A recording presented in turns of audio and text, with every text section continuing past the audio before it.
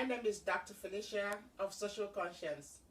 Today I'm going to talk about the life and legacy of Martin Luther King Jr. This week we are celebrating his 90th birthday. If he were to be alive today, Martin Luther King will be 90 years. Now we all know about his civil rights movement, peaceful civil rights movements aimed at getting freedom and equality for all. Martin Luther King's legacy resonated with everybody, everywhere in our life. His message of hope, his message of equality, his message of freedom, and his message of love and peace. Every one of us can relate to that.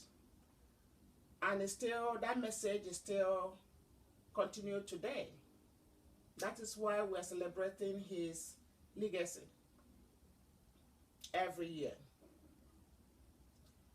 If this generation, or if you do not have or know anything about the famous Martin Luther King, one thing that everybody knows is about his famous dream.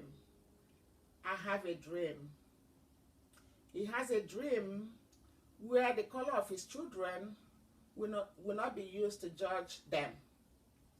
He has a dream that one day America will judge everybody not by the color of their skin, but by the contents of their character. Today, as we celebrate his legacy, his life, his legacy, his goals, his ambition, we remember that he fought for all of us. He fought for you and me. He fought to remove the stigma that is attached to black skin. He fought for hope and freedom. He fought for equality and justice for everybody. He fought for love and compassion. And I'm going to quote what he said about racism, how we're going to fight against racism. And I quote him. He says, "Darkness cannot drive out darkness. Only light can do that. Hate cannot drive out hate. Only love can do that." A lot of prominent black and white wise men has also quoted, have some solutions and quotations that reflect the racism we have in this society. There's no point denying the racism. Martin Luther knew that, and that's why he started his peaceful movement, where both the blacks and the whites and other minorities can coexist in love and peace. One of the philosophers that says something about racism is Abraham Joshua Haskell. And I quote him. He says, "Racism is man's gravest threat to man.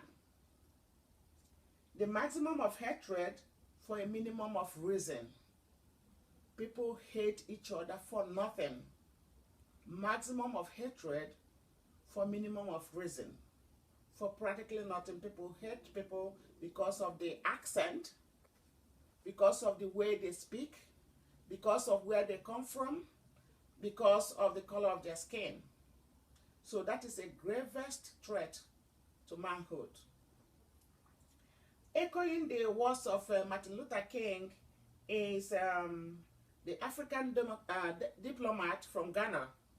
His name is Kofi Annan. He was one-time Secretary General of United Nations. And I quote what he said about racism. We may have different religions, different languages, different colored skins, but we all belong to human race. I agree with him. We all belong to human race. As a voice of moderation, I am pleading to everybody, asking everybody, both white, both colored, brown and black, to see others and themselves as a human race. Everybody is equal before God. The only true nationality is mankind. We are all mankind. Our nationality is mankind, and our race is human race. Now, backing it up, another philosopher said, his name is Ban Ki-moon. He said, defeating racism, tribalism, intolerance, and all forms of discrimination will liberate us all, both victims and perpetrators. Yeah, you would think that the blacks and minorities are the only people who are in chains, not physical chains, who are suffering the effects of racism. The people that are perpetrating it also have a share of their negative impact on them, because when they see people they don't like, they feel hatred, and hatred is not good for our soul or for our heart. In conclusion, despite the fact that Martin Luther King pointed the direction to promised land for us, despite the fact that he fought for hope and freedom to better our lives, which he succeeded because the blacks started voting in 1968.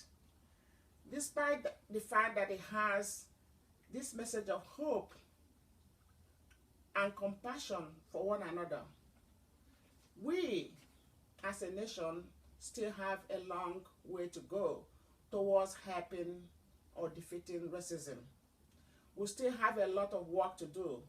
Our leaders in authority can stop this or can minimize the effects of racism by giving equal economic opportunities for everybody. On individual level, we can start by liking each other. We can start by tolerating each other. We can start by coexisting in love and peace. Thank you. This has been Social Conscience by Dr. Felicia. Remember to watch my YouTube channel and follow me on Facebook. Thank you.